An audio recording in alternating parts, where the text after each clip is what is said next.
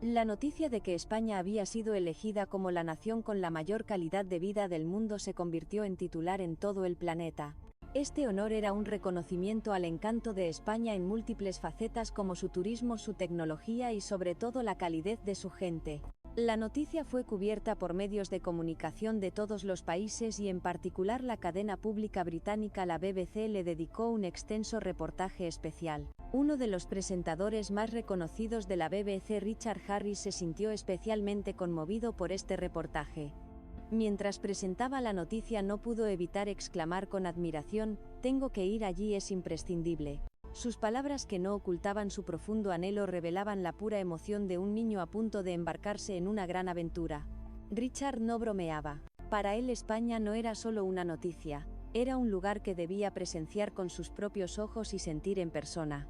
Una vez tomada la decisión, Richard reunió inmediatamente a su equipo y comenzó a organizar el viaje de prensa.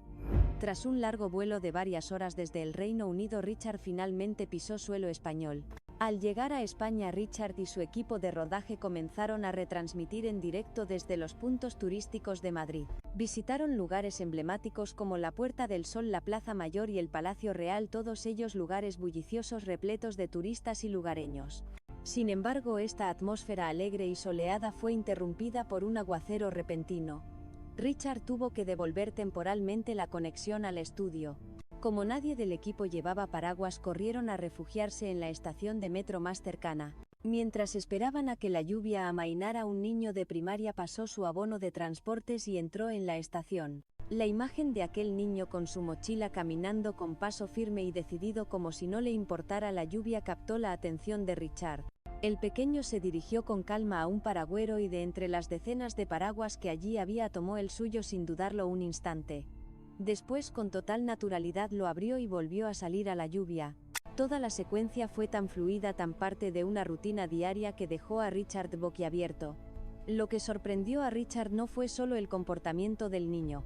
Lo que más le impactó fue la gran cantidad de paraguas que descansaban despreocupadamente en el paragüero de la estación. Cada persona era capaz de identificar y coger el suyo sin llevarse el de otro. Para Richard esta era una escena absolutamente inconcebible en su país natal, el Reino Unido. En la mente de Richard apareció la imagen de una estación o un edificio público en el Reino Unido. ¿Qué pasaría si los paraguas se dejaran allí sin vigilancia alguna? No hacía falta pensarlo mucho, desaparecerían en un abrir y cerrar de ojos. Sin embargo, en España esta escena era parte de la normalidad cotidiana. Richard apenas podía contener su profundo asombro. En ese momento el equipo de rodaje decidió que, aunque el plan original era retransmitir desde los puntos turísticos, esta increíble escena debía ser mostrada al mundo. Justo entonces varios escolares más llegaron, cogieron sus respectivos paraguas del paragüero y salieron a la lluvia. Richard se giró inmediatamente hacia la cámara y comenzó a hablar: «Damas y caballeros, vamos a cambiar el contenido del programa para mostrarles una imagen maravillosa de España. Me encuentro ahora mismo en una estación de metro de Madrid y aquí hay un lugar donde se pueden dejar los paraguas libremente. Lo increíble es que nadie los roba. Todo el mundo encuentra el suyo y se lo lleva. ¿Pueden creerlo?». La voz de Richard estaba cargada de una intensa emoción de incredulidad. Una escena que en su país sería considerada una utopía, en España era un fenómeno común integrado en la vida diaria. Este hecho, además de asombro, le inspiró un profundo respeto. En mi país, el Reino Unido, algo así es absolutamente inimaginable. Pero aquí es parte de la vida cotidiana. El principio moral de no robar lo ajeno parece estar profundamente arraigado en la gente.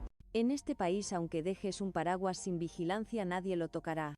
Parece ser una idea universal en toda la sociedad española. La cámara continuó grabando la escena. Muchos escolares, oficinistas y amas de casa encontraban su paraguas en el paragüero y se marchaban. Mientras se sentía conmovido por el orden de España, una duda cruzó la mente de Richard. Por cierto, ese niño de antes iba solo. ¿En España se permite que los niños caminen solos? Así es España. Una escena imposible en el Reino Unido era aquí una realidad cotidiana, y esta sorpresa golpeó con fuerza el corazón de Richard. Richard reflexionó más a fondo. Los niños en España eran así de independientes desde una edad temprana y los padres y adultos confiaban en ellos y los protegían. Richard no pudo evitar compararlo con su propio país. En el Reino Unido dejar que un niño pequeño camine solo por la calle se considera un acto peligroso y muchos padres dudarían en hacerlo. Pero en España la situación era completamente opuesta. La sociedad entera apoya la independencia de los niños y garantiza su seguridad. Existe una cultura completamente diferente, se dio cuenta Richard. Esto también debo contarlo, pensó. En ese instante otro niño de primaria se acercó, tomó su paraguas justo delante de Richard y se fue. En ese momento Richard se dirigió de nuevo a su equipo. Enfocada a ese niño les instó. Richard se giró hacia la cámara y comenzó a hablar. Señoras y señores, estoy presenciando una escena increíble. Un niño pequeño caminando solo en un lugar público. En el Reino Unido esto sería absolutamente impensable, pero en España es algo natural.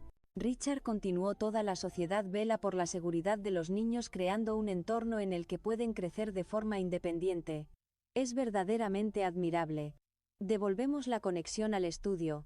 Richard estaba profundamente conmovido por la escena, sintiendo la belleza de la sociedad española. La imagen de niños pequeños yendo y viniendo solos del colegio en España sorprende a gente de muchos países del mundo. No son pocos los extranjeros que se preguntan, ¿cómo es esto posible? Un antropólogo cultural, el Dr. David Larson, también mostró un gran interés en este fenómeno y examinó las razones que lo explican.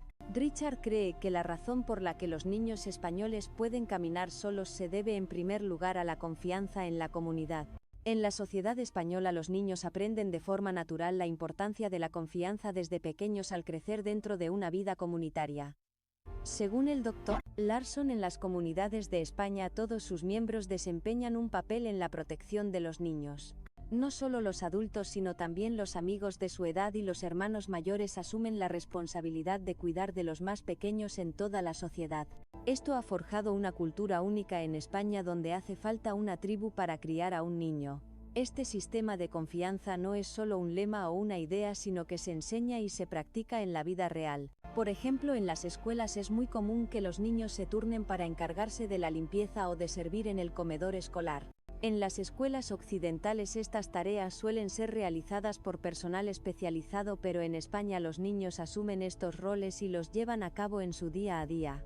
Los niños limpian las aulas y los pasillos para mantener la escuela limpia y a veces incluso los baños. Al trabajar en equipo con sus compañeros para completar estas tareas desarrollan un sentido de responsabilidad por los espacios públicos. La experiencia de gestionar y mantener el lugar en el que se encuentran en lugar de que lo haga otro les inculca de forma natural una conciencia de proteger y contribuir a la sociedad. El impacto de esta educación en los niños españoles es incalculable, analizó Richard. Al tiempo que fomenta su independencia, también profundiza su conciencia como miembros de un grupo. Al ver a los niños crecer en este entorno, los padres españoles pueden dejarlos salir solos con tranquilidad. No solo los padres, es porque toda la sociedad está conectada por lazos de confianza que pueden confiar sus hijos a la comunidad. El Dr. Larson se mostró muy interesado en la profunda confianza que los padres españoles depositan tanto en sus hijos como en toda la sociedad. Además señaló que esta confianza y cooperación son rasgos distintivos de España. Richard comentó que desde la perspectiva de la sociedad occidental este fenómeno es muy raro. Lo que en España se considera normal desde un punto de vista occidental es una cultura completamente diferente. Que este fenómeno no se mencione a menudo también despertó un gran interés en Richard. Él cree que la profunda conexión y el sentido de responsabilidad que posee la sociedad española deberían ser más conocidos en el mundo. Una vez finalizada la grabación, Richard y su equipo decidieron ir a almorzar. Ya que estaban en España, decidieron probar la auténtica cocina local. Así que todos sacaron sus teléfonos y empezaron a buscar. Un restaurante de cocina castellana con excelentes críticas llamó su atención. El equipo se dirigió al lugar lleno de expectación. Al entrar en el restaurante, les envolvió una atmósfera tradicional y acogedora. Un espacio lleno de encanto rústico se abrió ante sus ojos. El equipo de Richard se sentó y pidió una variedad de platos: cochinillo asado, paella, fabada, pulpo a la gallega. Los platos más clásicos de la gastronomía española fueron llegando a la mesa. Richard pidió un menú del día. La comida en sí parecía deliciosa, pero lo que más llamó su atención fue la exquisita vajilla en la que se servía. No solo eso, sino que los platos estaban colocados sobre hermosos posavasos de cuero repujado que realzaban la presentación. La belleza del conjunto dejó a Richard fascinado. ¡Qué maravilla!, pensó Richard, cautivado por su belleza. Se sintió conmovido por esta estética española integrada en lo cotidiano y al mismo tiempo le surgió una pregunta: ¿por qué algo tan hermoso se usaba de forma tan habitual?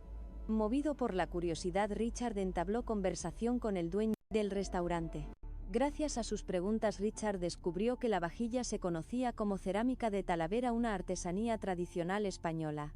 El dueño le explicó que esta cerámica hecha con arcilla cocida se caracteriza por sus bellos esmaltes y su tacto cálido, y para su sorpresa era extremadamente duradera. Se decía que cuanto más se usaba, más encanto adquiría y que algunas piezas podían durar hasta 100 años. Richard quedó aún más fascinado por su encanto. Una vajilla que puede durar 100 años, es como si contuviera el tiempo en su interior, pensó Richard asombrado. Sobre el posavasos de cuero, el dueño le explicó que era marroquinería cordobesa, un trabajo artesanal del cuero. La marroquinería de Córdoba se elabora con técnicas únicas y se caracteriza por su flexibilidad y resistencia. Se decía que aunque parecía delicado, era increíblemente robusto y podía conservarse durante décadas. Richard volvió a exclamar con admiración: tan fino y puede durar décadas. Esto no es un simple trozo de cuero. Richard se sintió profundamente conmovido por la tecnología y la cultura españolas plasmadas en la cerámica y el cuero. La comida era deliciosa, pero Richard desarrolló un interés aún mayor por la artesanía tradicional española que sostenía esa delicia. Sintió con fuerza que estos objetos no eran solo parte de la vajilla, eran obras de arte en sí mismas, el resultado de una larga historia y una gran técnica. Richard sintió un profundo deseo de conocer más a fondo estas hermosas artesanías tradicionales. Una pasión por entrevistarlos surgió en su interior. Hablando de ello, el propósito de este viaje, además de retransmitir los lugares turísticos de España, era también encontrar material para un programa especial. Así que Richard decidió junto con su equipo seguir la pista de los artesanos de la cerámica de Talavera y la marroquinería cordobesa para ese programa especial. Con la información obtenida del dueño del restaurante, el equipo decidió su próximo destino. Primero irían a Talavera de la Reina, en la provincia de Toledo, famosa por su cerámica. Se decía que allí podrían conocer de cerca las técnicas tradicionales de fabricación de cerámica, así que decidieron ir a entrevistar a los artesanos locales. La distancia de Madrid a Talavera de la Reina no es grande y se puede llegar en tren. Aunque era un viaje corto, decidieron disfrutarlo como parte de la entrevista. Al llegar a la estación de Atocha en Madrid, Richard y su equipo subieron a un tren de Renfe. Al subir, sus expectativas se hicieron realidad de inmediato. Los asientos espaciosos, la marcha suave y un ambiente limpio y moderno impresionaron al equipo de Richard. Viajar en este tren es una maravilla, dijo alguien, y todos asintieron. Lo que más les sorprendió fue la puntualidad de Renfe. A la hora de salida, el tren partió con la precisión de un reloj suizo. Esa exactitud hizo que Richard mirara su propio reloj. Como era de esperar de España, su concepto del tiempo es diferente, dijo Richard al equipo con admiración. Hasta ahora estaban sorprendidos por la comodidad y la puntualidad que cumplían con sus expectativas, pero lo que les esperaba a continuación los dejaría aún más atónitos. Cuando Richard miró alrededor del vagón, se sorprendió al ver a muchos pasajeros durmiendo profundamente. Si solo fuera eso, podría explicarse por el cansancio del viaje.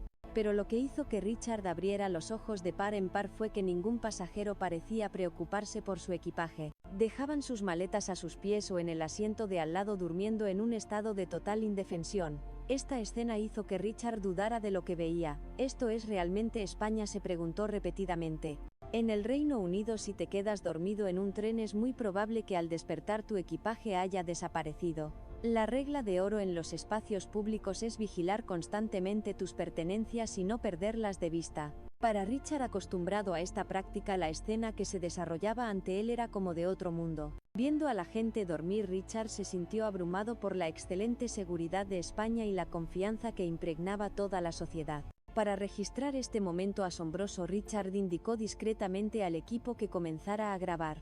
«Damas y caballeros, una vez más estoy presenciando una escena increíble», comenzó a relatar Richard en voz baja a la cámara. «Estamos en el interior de un tren español. Sin embargo, casi todos los pasajeros están durmiendo, y lo más sorprendente es que nadie vigila su equipaje». La voz de Richard mezclaba sorpresa y emoción. Imagínense por un momento sería posible ver a tanta gente durmiendo tan despreocupadamente en un tren en el Reino Unido o en Europa y con el equipaje simplemente ahí sin que nadie tema que se lo roben. Richard, reprimiendo su propia incredulidad, continuó con este asombroso reportaje. En España esto es lo normal. Solo es posible porque el país es increíblemente seguro y la sociedad confía mutuamente. Esta es una imagen única de España. Richard, tratando de ser lo más discreto posible, transmitió con sinceridad su asombro a los espectadores. En ese momento, en el vagón de un tren en España, Richard se sintió de nuevo profundamente conmovido por la profundidad de este país y por la fuerte confianza de la gente que vive en él. Richard y su equipo finalmente llegaron a Talavera de la Reina, la ciudad famosa por su cerámica. En esta localidad antiguos hornos y modernas tiendas de cerámica se entrelazaban y su belleza y tradición impregnaban toda la ciudad. En el casco antiguo se vendían todo tipo de artículos de cerámica y delicias locales, creando una atmósfera animada. El río Tajo fluía tranquilamente por los alrededores de la ciudad con colinas verdes como telón de fondo, formando un paisaje donde la artesanía y la tradición convivían en armonía. El equipo se dirigió al taller de cerámica donde habían conseguido permiso para grabar. Una vez que la cámara comenzó a rodar, Richard dijo: «Damas y caballeros, esto es España. Hemos venido a Talavera de la Reina, famosa por su cerámica. Se dice que es la vajilla definitiva que puede durar 100 años. Veamos juntos esa asombrosa técnica». En el taller los artesanos comenzaban con un trozo de arcilla, moldeándolo cuidadosamente en el torno. Richard observaba atentamente el proceso de aplicar las capas de esmalte una y otra vez. Ese trabajo requería una precisión y concentración similares a las de la pintura. Solo para esmaltar correctamente había que esperar el momento adecuado para meterlo en el horno y después de cada cocción comprobar el estado antes de pasar al siguiente paso. A través de este proceso repetitivo se conseguían los colores cálidos y la durabilidad. Los artesanos explicaron que dependiendo de la humedad y la temperatura del día el estado de la arcilla varía, por lo que cada vez deben proceder con cautela. Para terminar una pieza de cerámica a veces se necesitan de varias semanas a varios meses. La arcilla es como un ser vivo, dependiendo del clima y del entorno el producto final tendrá ligeras diferencias. Por eso siempre debemos dialogar con la arcilla para encontrar el momento más adecuado, explicó uno de los artesanos. Cuando Richard preguntó por qué dedicaban tanto tiempo y esfuerzo, el artesano respondió: «La cerámica hecha con prisas no es bella. La cerámica es algo que necesita tiempo para cultivarse. Entendemos la naturaleza de la arcilla y dialogamos con ella para encontrar el momento perfecto». Al escuchar estas palabras, Richard y su equipo sintieron una profunda admiración por el respeto que los artesanos sentían por su trabajo.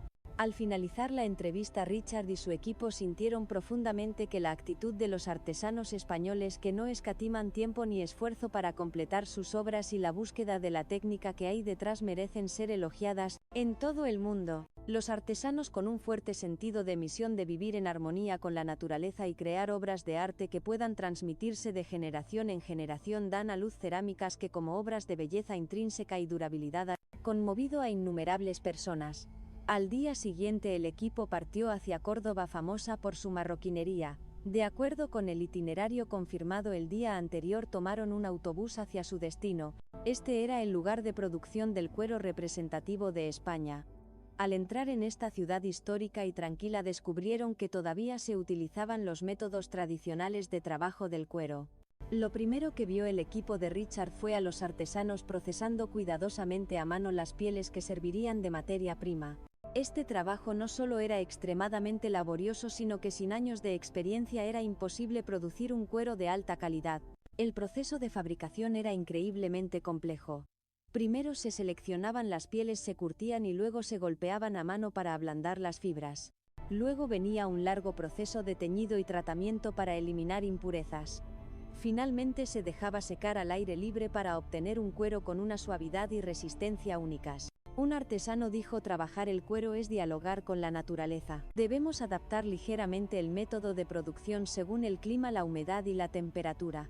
Por eso tenemos que encontrar el momento más adecuado del año para trabajar. El equipo de filmación se dio cuenta de que este proceso, que contrasta con la sociedad moderna que busca la eficiencia, creaba un valor que solo el tiempo puede dar. La finalización de una pieza de marroquinería requería innumerables procesos y el uso de la experiencia y el conocimiento del artesano. Durante la entrevista, lo que más conmovió a Richard fue la perseverancia de los artesanos del cuero y su fuerte pasión por la tradición. Se decía que la técnica no se aprende de la noche a la mañana, se necesitan más de 10 años para ser reconocido como un artesano de pleno derecho. Un veterano artesano con 30 años de experiencia dijo: "Para hacer marroquinería, perfeccionar la técnica es importante, pero lo más importante es poner el corazón. Queremos que la persona que use nuestro producto sienta algo al tocarlo. Por eso no hacemos siempre lo mismo, sino que siempre buscamos hacer algo mejor poniendo el alma en cada pieza". El artesano continuó: "Transmitir esta técnica a la siguiente generación es mi misión". Se decía que también enseñaba activamente sus técnicas a los jóvenes. Hacer marroquinería no era solo un trabajo, contenía una fuerte responsabilidad de transmitir la cultura creada por sus antepasados a las generaciones futuras. Al finalizar la entrevista, Richard y su equipo sintieron en los artesanos del cuero la misma pasión que en los ceramistas. Su dedicación a su trabajo y su fuerte voluntad de proteger la tradición conmovieron profundamente al equipo.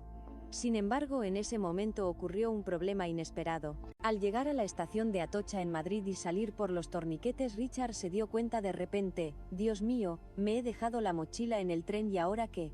Se lo confesó al resto del equipo, aunque se dio cuenta de inmediato ya no tenía muchas esperanzas de recuperarla. Porque en el Reino Unido, si pierdes algo en el transporte público o en un taxi, la posibilidad de recuperarlo es extremadamente baja. La mayoría de las veces solo puedes darlo por perdido.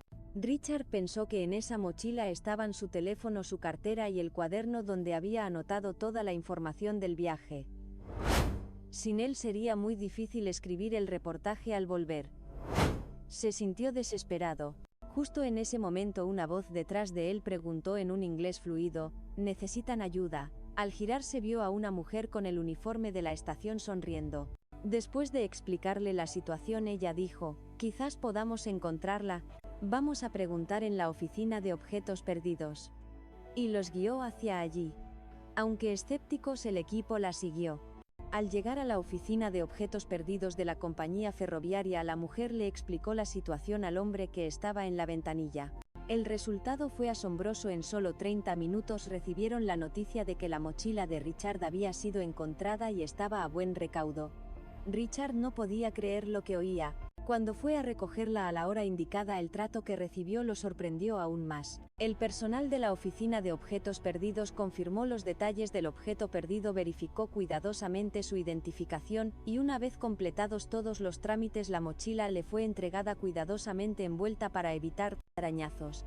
No solo la han encontrado, sino que además la protegen, pensó Richard. Asombrado, expresó su gratitud y sintió profundamente que este era el trato increíblemente minucioso y único de España con los objetos perdidos. Al regresar a su país, Richard editó inmediatamente el material grabado en España y lo preparó para su emisión como un programa especial de la BBC. En el programa se destacó la increíble seguridad de España, el espíritu independiente de sus niños, la habilidad de sus artesanos y la calidez única de su gente. Además, la anécdota de cómo recuperó su mochila olvidada en el tren en tan poco tiempo y en perfecto estado despertó un gran interés entre los espectadores.